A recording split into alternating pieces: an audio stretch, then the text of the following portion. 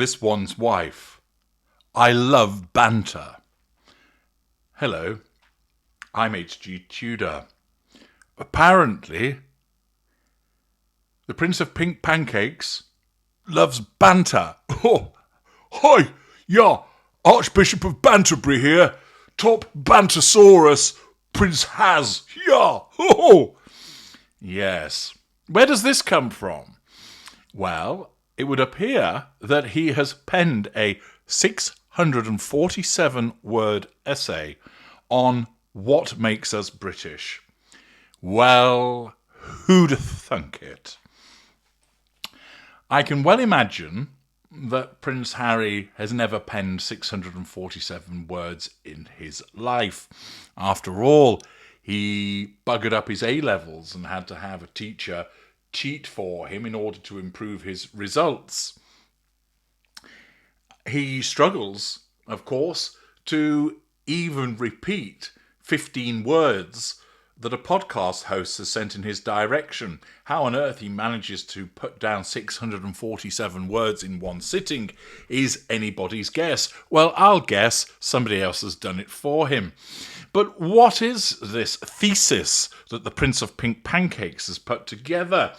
What magnus opus has old Ginge created? Well, according to India McTaggart in The Telegraph, the Duke of Sussex has said, "Banter and bravery makes us British," in a personal essay penned ahead of Remembrance Day. Because, after all, what the world needs right now are the thoughts of a drug-addled former member of the royal family who is basically under the spell of his wife. Forget all of the brilliant thinkers out there, the individuals that pronounce upon cultural phenomenon, the individuals that have their finger on the pulse, that are at heart of the zeitgeist. No. Let's find out what Prince Harry has to say. Let's put some dedicated newspaper space towards hapless Has. Prince Harry, who spent 10 years in the British Army and undertook 2 frontline tours to Afghanistan, expressed his love for the country in a 647-word piece titled "The Bond, the Banter, the Bravery. What It Means to be British" by Prince Harry. One could imagine that it was inadequately stapled, that it was a variety of different colour crayons because they kept snapping as a consequence of him having a brain overload as he tried to think of words that had more than 3 letters. Undoubtedly, there were stains from where he put his bottle of beer down, and there were flicks of ash from the doobie that he'd been toking on. Quite the manuscript, one should imagine. And after all, who is it that we need to be told about Britishness from a man that decided he didn't want to live in that country any longer? Yes. In it, the Duke said, I think rather he wrote, didn't he? But you would rather expect a journalist to get that kind of thing correct.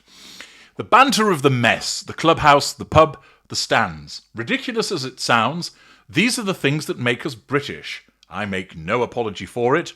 I love it." Yes, you love it so much that you left the army. You left the clubhouse behind. You don't bother with the pub because you go to a bar rather than a pub. He also wrote that despite living in Monteshitshow, California, with his wife, this one's wife, and their 2 children, Prince Archie and Princess Lilibet, just in case you'd forgotten, Britain would always be the country I proudly served. Well, that's true. One can't dispute that because he didn't serve any other country, did he? Harry wrote, "Though currently I may live in the United States," it took him 4 times to spell that correctly, "Britain is, and always will be, the country I proudly served and fought for." The message came ahead of his trip to Canada, where he will mark Remembrance Day by meeting with veterans, members of the armed forces community, and military charities from Wednesday. The Telegraph understands that the essay was intentionally released on Wednesday to deconflict with other royal events, including the Prince of Wales' landmark COP30 speech in Brazil on Thursday. However, Prince William will also be making a speech at his Earthshot Prize Awards in Rio de Janeiro on Wednesday evening.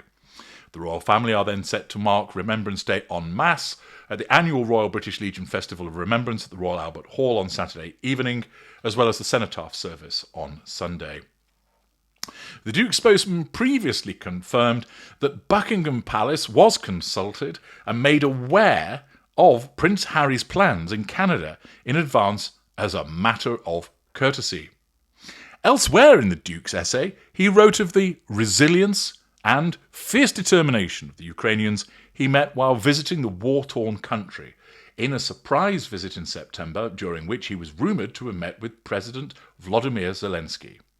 He also laid a wreath at the unofficial memorial for the country's war dead at the Maidan Square in Kyiv, saying at the time that the memorial was one of the saddest things I have ever seen. Well, this is telling us what he's about to do and that he has penned his essay, but let's dive into the essay and find out what he's got to write. Every November, the world, for a moment, grows quieter. We pause together to remember. Remembrance has never been about glorifying war.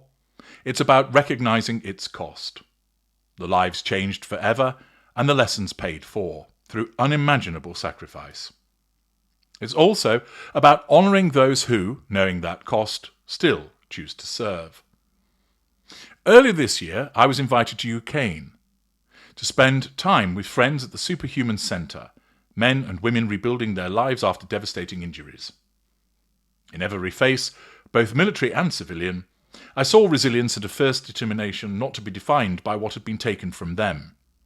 They reminded me that bravery is not the absence of fear, but the triumph of purpose over it. There is a similar stoic spirit of self-deprecation and humour in Ukrainians that I recognise more than any other in us Brits. Though currently I may live in the United States, Britain is, and always will be, the country I proudly served and fought for. The banter of the mess, the clubhouse, the pub, the stands, ridiculous as it sounds, these are the things that make us British. I make no apology for it. I love it. That same spirit lives in every member of our armed forces and the families who serve beside them. You need only spend a few hours at the Invictus Games to feel it. There, you see courage reborn, camaraderie restored, and proof that service does not end when the uniform comes off. In my capacity as their global ambassador this week, I wrote to families from Scotty's Little Soldiers, the UK charity supporting children of Britain's fallen heroes. Every year, I'm moved by their strength, sons and daughters who wear yellow and black scarves in honour of their parents, many of them marching proudly at the cenotaph this weekend. They don't march with bitterness, but with love and pride. They carry forward their parents' legacy of service, even as their own hearts bear the cost of it.